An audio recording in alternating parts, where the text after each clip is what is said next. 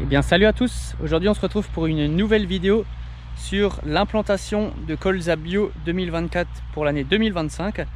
Donc voilà, suivez-moi dans cette vidéo. Donc aujourd'hui nous sommes le 20 août et nous venons tout juste d'épandre du digesta.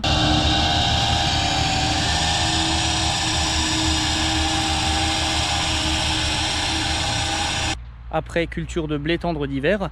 Donc le digesta a été épandu à hauteur de 25 m3 par hectare pour des fournitures d'environ 150 unités en potassium, environ 70 unités en phosphore et également 60-50 unités d'azote.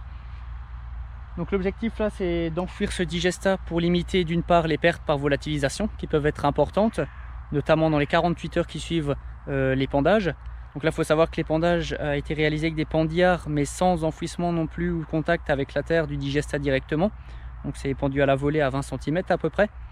Et donc là on vient recouvrir tout ça pour préparer donc le lit de semence du colza qui va suivre. Donc ici on voit la structure du sol. Donc ici c'est des sols plutôt sableux. Donc là ça se fait plutôt bien. Donc globalement on trouve le moins de résidus possible en surface. Donc l'objectif là c'est de favoriser l'implantation rapide des graines qui sont notamment petites. Et donc d'avoir une germination rapide pour être concurrentiel déjà vis-à-vis des adventices et également des prochains ravageurs. Donc ici l'objectif c'est de faire un labour plutôt agronomique, donc d'éviter de descendre de trop, surtout pour éviter de diluer de trop la matière organique dans la profondeur, là où elle ne serait pas forcément disponible aux plantes et également dans des conditions aérobies de dégradation pour les bactéries et les champignons.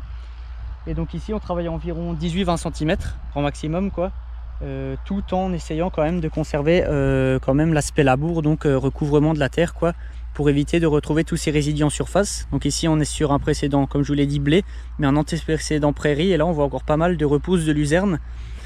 Donc là vous les voyez un petit peu, toute la verdure là, c'est la suite de la parcelle.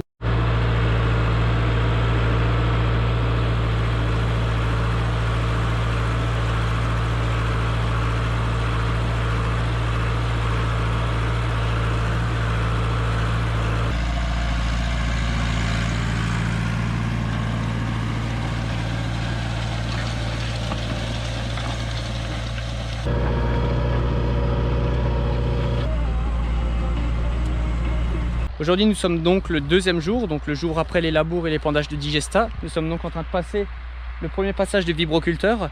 Donc comme vous pouvez le voir derrière moi, on roule à peu près une dizaine de km/h. Et l'objectif donc c'est de venir briser la plupart des mottes et de surtout lisser le sol pour avoir le lit de semence le plus plat possible, le plus homogène possible. Donc là comme dit on est dans une partie avec des terres un peu plus lourdes et en haut c'est beaucoup plus sableux. Donc ça donne pas du tout les mêmes résultats.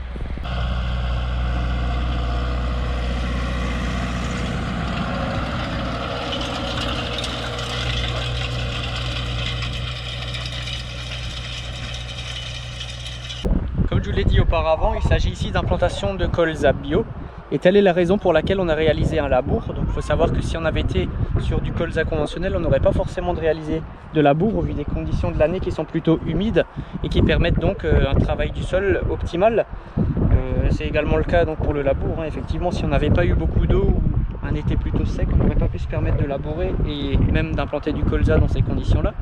Donc le labour permet avant tout ici de contrôler d'une part les résidus de culture mis en surface pour permettre l'implantation la plus rapide, comme je vous l'ai dit, du colza dans le cadre du contexte de colza bio, mais également donc d'éliminer la plupart des graines d'adventice et notamment les repousses du précédent qui sont le blé. Il faut savoir qu'il y avait quand même quelques zones versées dans la parcelle étant donné de l'année qu'on a eu et qui ont donc créé par endroits beaucoup de grains de blé par mètre carré potentiellement gerbables, mais également donc des adventices qui étaient également présentes.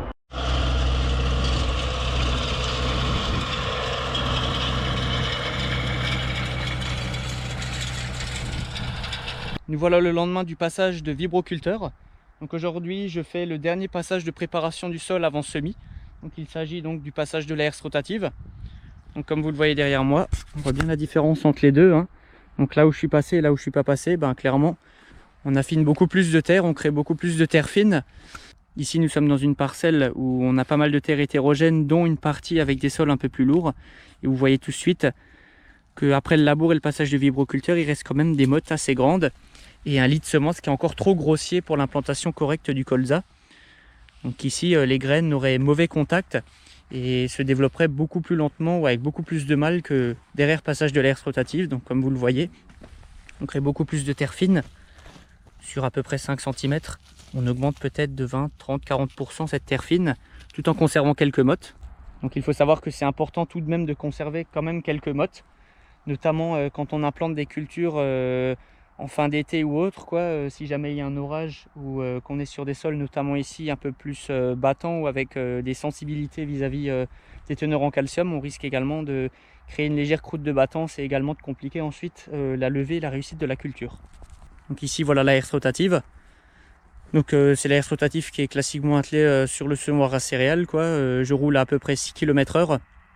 Et puis l'objectif donc affiner au maximum cette terre.